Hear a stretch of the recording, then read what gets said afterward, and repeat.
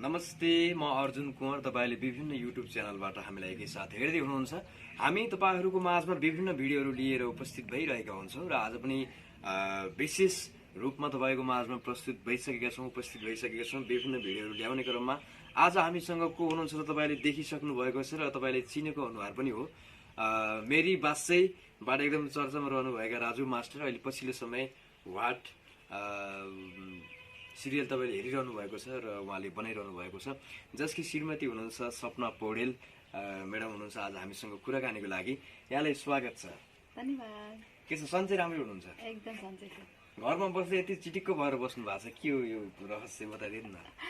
आज सुटिङ थियो नि त, त्यही भएर सुटिङमा मेरो पनि सानो रोल थियो, रोल दिनुभएको थियो, त्यही भएर सुटिङमा चिडिकी हुनु भएको छ। सरले जे होस् म्याडमलाई बिस्तारै बिस्तारै सिरियलमा आबद्ध गरिरहनु भएको छ थोरै थोरै। अनि के छ, पछिल्ला दिनहरू कसरी चलिरहेका छन् तपाईँहरूका? यस्तै छ, अब युट्युब च्यानललाई नै बढी प्राथमिकता दिइरहेको छु।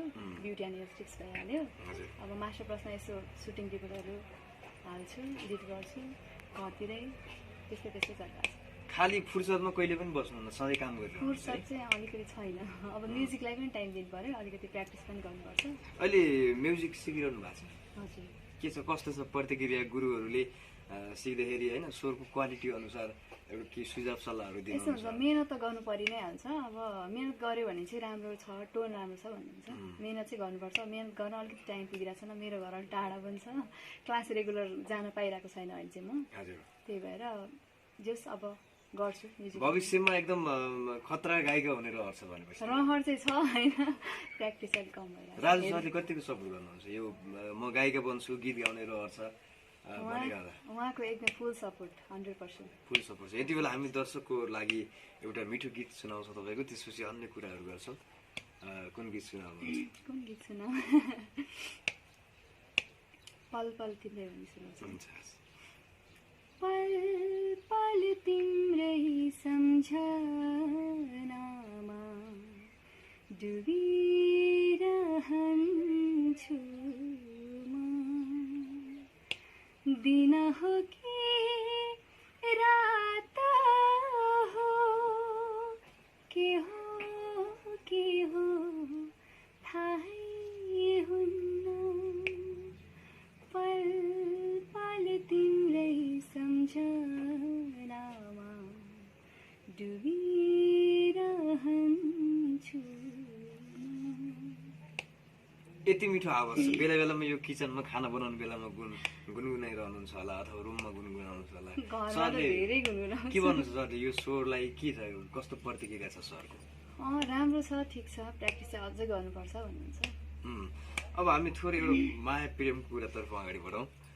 हुन त धेरै मिडियामा तपाईँको कुरा आइसकेको छ, कसरी प्रेम बस्यो, कसरी बिहे भयो होइन। हाम्रा दर्शक, हामीलाई हेर्ने दर्शकलाई पनि थोरै बताइदिनु, कसरी सुरुवात भयो तपाईँहरूको यो माया प्रेम? हाम्रो माया प्रेम चाहिँ म पढ्ने कलेजमा चाहिँ उहाँको सुटिङ भएको थियो, अनि त्यो बेलामा त्यतिखेरै भेटघाट भएर अब अहिलेसम्म आयो चाहिँ लग पऱ्यो, त्यसपछि बिहा भयो, अहिलेसम्म चलिरहेको छ। 9-10 वर्ष भयो उहाँसँग भेटा चाहिँ। ए भनेपछि एकअर्कालाई दुइटैलाई एकअर्का बिच मन पर्यो होइन, त्यसपछि सम्बन्ध गाँसियो। अहिले पछिल्ला दिनहरू यो जुन बिहे भइसकेपछि होइन, अब जस्तै राजु मास्टर भनेपछि अब देशभर प्रख्यात मान्छे पनि हो होइन, उहाँसँग उहाँको एउटा श्रीमती बन्नु पाउँदा कस्तो महसुस गर्नुभएको छ?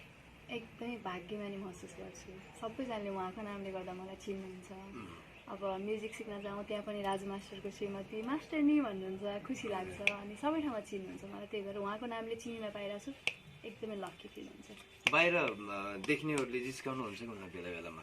मलाई चिन्नेहरूले चाहिँ जिस्काउनुहुन्छ, मास्टरनी भन्नुहुन्छ, मास्टरनीहरू बोलाउनुहुन्छ। त्यो बेला तपाईँलाई कस्तो लाग्छ? मलाई चाहिँ खुसी लाग्छ, चिनेर बोलाउनु भयो नि त मलाई, उहाँको नामले चिनेर बोलाउनु भयो जस्तो लाग्छ, खुसी लाग्छ। ठिक छ। यति बेला हामी अर्को गीत पनि सुन्छौँ तपाईँको। आफ्नै एल्बम पनि छन् तपाईँको, रिलिज हुन बाँकी छ, तयारीमा, रिलिजको तयारीमा रहने गीतहरू। एउटा गीत फेरि दर्शकको लागि अब निस्किने तयारीमा रहेको गीत चाहिँ परेलीमा तरेलिँदै। यो मैले धेरै मिडियामा गाई पनि सकेको, धेरै पटक सुनेको, एकदम राम्रो गीत छ।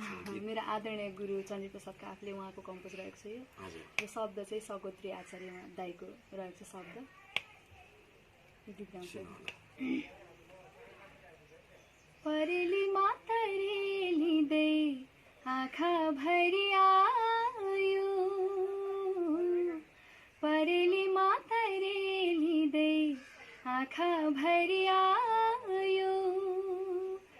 दिलको दियो बल्ने गरी प्यार सल्कायो, दिलको दियो बल्ने गरी प्यार सल्कायो, प्यार सल्कायो।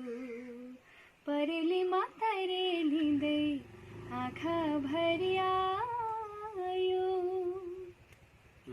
एकदम ताली बजाउन योग्य छ यो आवाज। हामी सबै नेपाली सबै दर्शकहरूले ताली बजाउन योग्य छ।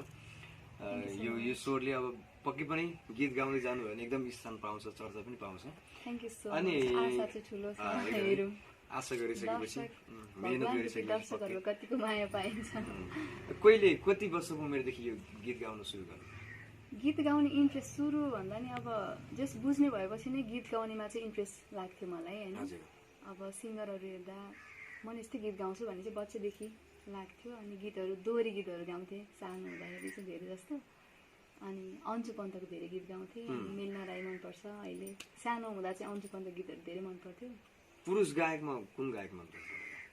कस्तो अब आधुनिक आधुनिकमा पुरुष गायक भन्दा नि यस्तो भयो कि मैले फलो गर्ने क्रममा चाहिँ अब अन्जु पन्त मेन अन्जु पन्त र अनि मेलना राई भनेर फलो गर्छु धेरै जस्तो। अनि पुरुषमा भने शिव परियार दाईको मनपर्छ एकदमै धेरै भोकल। अनि अरू पनि हुनुहुन्छ सबैजनाको मनपर्छ। पुरुषमा चाहिँ उहाँहरूको चाहिँ बोल्ड हुन्छ नि आवाज। मलाई प्रायः जस्तो केटाहरूको आवाज चाहिँ मनपर्छ, बोल्ड खालको हुन्छ। तपाईँलाई आफ्नो आवाज कस्तो लाग्छ? बोल्ड भयो जस्तो लाग्छ कि लाग्दैन?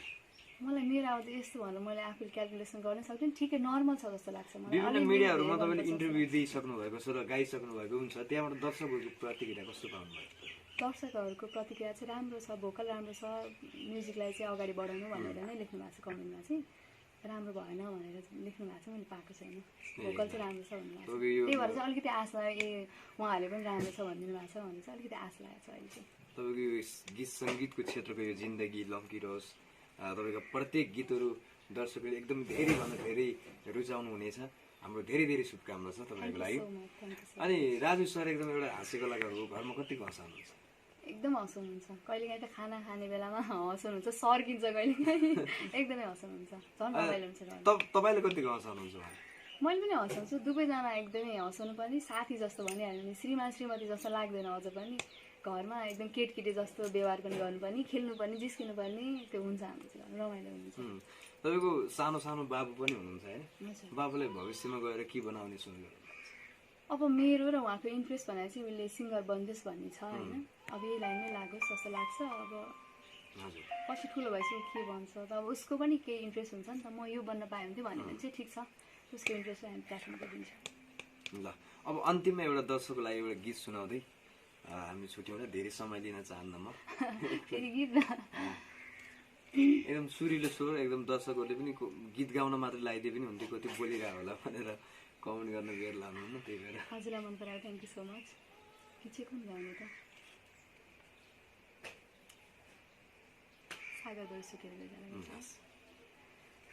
सागर बरु सुकेर गइजाला, जान्न माया कहिले सुकेर, जुन तारा झरेर गइजाला, जान्न माया कहिले झरेर, जान्न माया कहिले झरेर। निकै सुमधुर आवाजमा सुनाउनु भयो। धेरै धेरै धन्यवाद हामीलाई समय दिनुभयो आज। हेरेर बस्नु दर्शकहरूलाई के भन्नुहुन्छ अन्तिममा? थ्याङ्क यू सो मच भन्न चाहन्छु। मेरो म्युजिकलाई मन पराइदिनुहोस्, कस्तो लाग्छ कमेन्ट गरिदिनु होला। र मेरो च्यानल सनसाइन ब्युटीलाई पनि सब्सक्राइब गरिदिनु होला। हाम्रो मास्टर प्लसलाई पनि सब्सक्राइब गरिदिनु होला। मास्टर टिभीलाई पनि माया गरिदिनु होला। हजुरहरूको माया हामी दुवैजनालाई हजुरहरूको मायाको खाँचो छ भन्न चाहन्छु। आदरणीय दर्शकहरू, तपाईँलाई कस्तो लाग्छ आजको यो कुराकानी, उहाँको आवाज? कमेन्टमा गएर कमेन्ट गर्न नभुल्नुहोला। र हाम्रो सम्पूर्ण च्यानलहरूलाई लाइक, कमेन्ट, सेयर र सब्सक्राइब गर्न नभुल्नुहोला भन्दै आजलाई बिदा हुन्छौँ। नमस्ते।